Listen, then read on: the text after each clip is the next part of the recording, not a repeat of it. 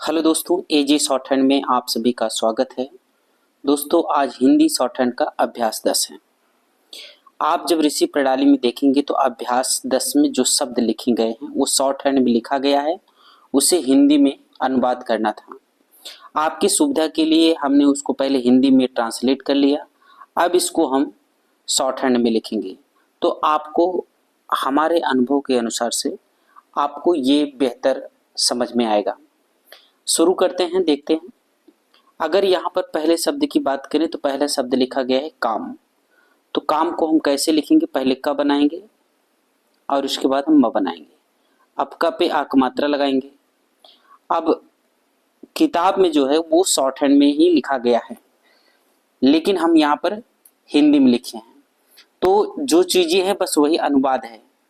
ठीक है, मेरा ऐसा अनुभव है कि आप इससे सरल तरीके से सीख सकते हैं, बस यही मतलब है।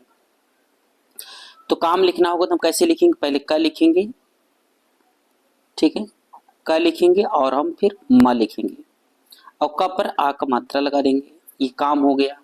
उसी प्रकार अगर हमें शाम लिखना होगा तो पहले हम स लिखेंगे और फिर म लिखेंगे। स पर आ की मात्रा है तो मा की मात्रा लगा देंगे। उसी प्रकार यहाँ देखेंगे तो नाव लिखा गया है तो पहले हम न बनाएंगे और फिर हम इसमें व जोड़ेंगे और न पर आ का स्वर है तो मा का स्वर लगा देंगे। उसी प्रकार देखेंगे तो यहाँ पर लिखा गया है चील, तो पहले हम च लिखेंगे और फिर ल लिखेंगे। अब यहाँ पर देखिए च तीसरे स्थान की मात्रा है। तीसरे स्थान की मात्रा अपने बाद वाले व्यंजन के बाहरी भाग पर लगती है, यानी यहाँ पर लगेगी चील। उसी प्रकार अगर हमें खाद लिखना होगा तो हम क्या करेंगे? पहले ख लिखेंगे और फिर हम द लिखेंगे। फिर से देखेंगे, हमें पहले ख लिखना है और फिर हमें द लिखना है। ख कटता है तो ख को हमें काटना है और आ का स्वर हम कहाँ पर लगाएंगे? ख पर। ये हो गया खाद। उसी प्रकार अगर हमें खाल लिखना होगा तो हम क्या करेंगे? पहले ख लिखेंगे और फिर ल लिखेंगे। ठीक है, हम इसको ऊपर भी ले जा सकते थे। फिर से देखेंगे, हम पहले ख लिखेंगे और फिर ल लिखेंगे। ख कटता है, ख काटेंगे और ख पर आ का स्वर लगाएंगे। ठीक है, इसको हम ऊपर भी ले जा सकते हैं, यानी इस तरह से। ठीक है, सुविधा अनुसार। आगे देखेंगे, लिखा गया है शोर, तो पहले हमें स लिखना है तो हम पहले स लिखेंगे और फिर र लिखेंगे और स पे ओ का स्वर है तो हम ओ का स्वर लगा देंगे। ये हो गया शोर। उसी प्रकार अगर हमें खेत लिखना होगा तो हम क्या करेंगे? पहले ख लिखेंगे और फिर हम त लिखेंगे। ख को काटेंगे, ए का स्वर कहाँ लगता है? दूसरे स्थान पर, हम ए का स्वर लगा देंगे। यहाँ पर लिखा गया है जोत, पहले ज लिखेंगे और फिर त लिखेंगे, तो ज पे ओ का स्वर लगाएंगे। क्या हो गया? जोत। नाज लिखना होगा तो पहले हम न लिखेंगे और फिर हम ज लिखेंगे। न पे आ का स्वर है तो मा का स्वर लगा देंगे। यहाँ पर देखेंगे लिखा गया है पीठ, तो पहले हमें प लिखना है और फिर हमें ठ लिखना है। अब प पर बड़ी ई का स्वर है तो बड़ी ई का स्वर तीसरे स्थान की मात्रा है, तो बाद वाले व्यंजन के बाहरी भाग पर यहाँ पर लगेगा, तीसरे स्थान पर। आगे देखेंगे लिखा गया है मोठ। ठीक है, तो हम पहले म बनाएंगे और फिर ठ बनाएंगे। म काटते हैं तो म को काटेंगे, ठ भी कटता है तो ठ को भी काटेंगे। अब देखिए यहाँ पर ओ का स्वर है तो ओ का स्वर हम अब यहाँ पर लगाएंगे। आगे देखेंगे लिखा गया है अब, तो हम ब लिखेंगे, आ का स्वर पहले लगाएंगे। ठीक है ना। अगर उसी प्रकार हमें बाप लिखना होगा तो पहले हम ब लिखेंगे और फिर हम प लिखेंगे और ब पे आ का स्वर है तो मा का स्वर लगाएंगे। यहाँ पर लिखा गया है पान, तो हमें क्या करना है? पहले प लिखना है और फिर इसमें न लिखना है। प पे आ का स्वर है तो मा का स्वर लगाएंगे। अब यहाँ पर लिखना है लगे, तो पहले ल लिखेंगे और फिर ग जोड़ेंगे। ग पर ए का स्वर है तो मे का स्वर लगा देंगे। क्या हो गया? लगे। यहाँ पर लिखा गया है नाल, तो पहले हम न लिखेंगे और फिर ल लिखेंगे। न पे आ का स्वर तो मा का स्वर लगाएंगे। कील लिखना होगा तो क्या करेंगे? पहले क लिखेंगे और फिर ल लिखेंगे। क पे ई का स्वर है तो ई का स्वर तीसरे स्थान की मात्रा है, बाद वाले व्यंजन के बाहरी भाग के तीसरे स्थान पर। ठीक है, आगे बढ़ते हैं।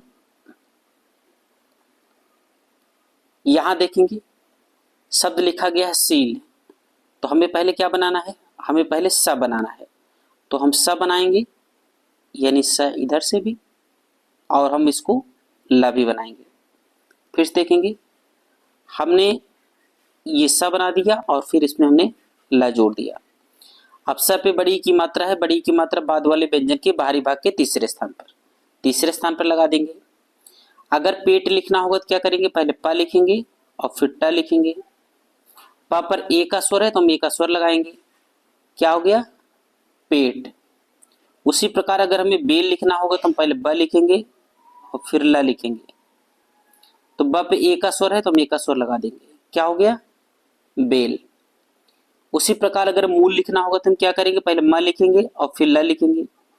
बड़े ऊ का स्वर है तो बड़े ऊ तीसरे स्थान की मात्रा है, बाद वाले व्यंजन के बाहरी भाग के तीसरे स्थान पर मूल हो गया। उसी प्रकार अगर हमें मोर लिखना होगा तो हम क्या करेंगे, पहले हम म बनाएंगे और फिर हम र बनाएंगे। म पे ओ का स्वर है तो मो का स्वर लगाएंगे। यहां पर लिखा गया है पाला, तो पहले हम प लिखेंगे और फिर हम ल लिखेंगे। प पे आ का स्वर और ल पे आ का स्वर, तो क्या हो गया, पाला। अब आगे देखेंगे तो लिखना है हमको माला, तो हम म लिखेंगे और ल लिखेंगे। म पे आ का स्वर और ल पे भी आ का स्वर, तो क्या हो गया, माला। अगला शब्द देखेंगे, लिखा गया है हाथ, तो पहले हमें ह बनाना है और फिर थ बनाना है। थ कटता है, इसको काटेंगे। ह पे आ का स्वर तो हमने आ का स्वर लगा दिया। उसी प्रकार अगर हमें पास लिखना होगा तो पहले हम प लिखेंगे और फिर हम स लिखेंगे। प पे आ का स्वर है तो मा का स्वर लगा देंगे, पास। अथ लिखना होगा तो हम क्या करेंगे, पहले थ लिखेंगे और इसके पहले हम आ का स्वर लगा देंगे, क्या हो गया, अथ। उसी प्रकार अगर एक लिखना होगा तो हम क्या करेंगे, क लिखेंगे और ए का स्वर लगा देंगे। सूज, अगर हमें सूज लिखना होगा क्या करेंगे, हम पहले स लिखेंगे और फिर ज लिखेंगे। स पे बड़े ऊ का स्वर बाद वाले व्यंजन के बाहरी भाग के तीसरे स्थान पर यानी यहां लगेगा। बूझ लिखना होगा तो हम क्या करेंगे, पहले ब लिखेंगे और फिर झ लिखेंगे।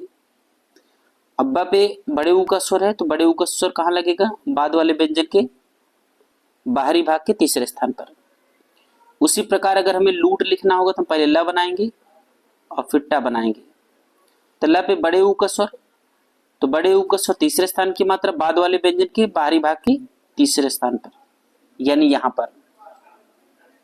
आगे देखेंगे तो अगला शब्द लिखा गया है गाय, तो पहले हमें ग लिखना है और फिर हमें य लिखना है। ग पे आ का स्वर तो मा का स्वर लगा देंगे। उसी प्रकार हमें थूक लिखना होगा तो पहले हम थ बनाएंगे और फिर हमें क बनाएंगे। थ कटता है, काटेंगे। बड़े ऊ का स्वर बाद वाले व्यंजन के बाहरी भाग के तीसरे स्थान पर। उसी प्रकार अगर फूल लिखना होगा तो हम क्या करेंगे, पहले फ लिखेंगे और फिर ल लिखेंगे। और फ पे बड़े ऊ का स्वर बाद वाले व्यंजन के बाहरी भाग के तीसरे स्थान पर लगाएंगे।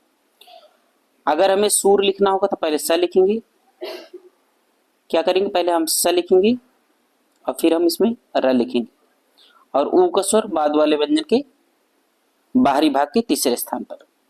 अब यहां पर देखेंगे रूठ लिखना है तो पहले र लिखेंगे और फिर ठ लिखेंगे। अब बड़े ऊ का स्वर है तो बड़े ऊ का स्वर कहां लगेगा, बाद वाले व्यंजन के बाहरी भाग के तीसरे स्थान पर। रीठा लिखना होगा तो पहले हम र लिखेंगे और फिर ठ लिखेंगे। तो र पे बड़ी ई का स्वर, बड़ी ई का स्वर यहां लगेगा और ठ पे आ का स्वर यहां पर लगाएंगे, रीठा हो गया। मीठा लिखना होगा तो हम कैसे लिखेंगे, पहले म बनाएंगे फिर ठ बनाएंगे, पहले हम म बनाएंगे और फिर ठ बनाएंगे।